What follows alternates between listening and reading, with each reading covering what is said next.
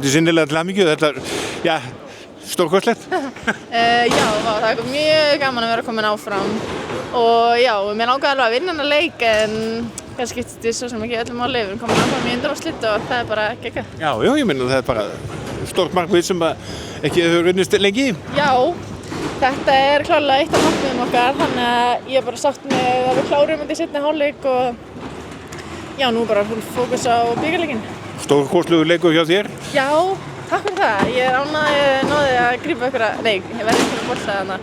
Ég lét hann að grípa frá mér hérna í lokin, það er 1000 krónur sagt til mér. En það skiptir nú engum máli. Það var aðalatriðið það sem þú varðir. Já, akkurat. Þannig að það er bara, ég er bara að gera úrvöldum miklu. En þið náttúrulega, þurftu að snúa þessu heldur betur við og svona drifkrafturinn var vörnin og þú?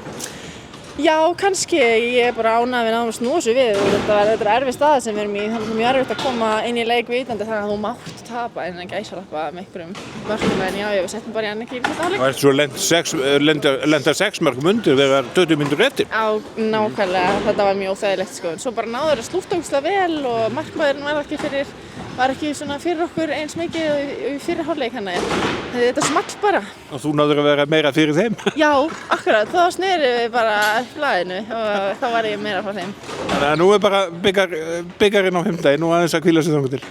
Já, við ætlum að fagna í kvöld og hvíla á morgun.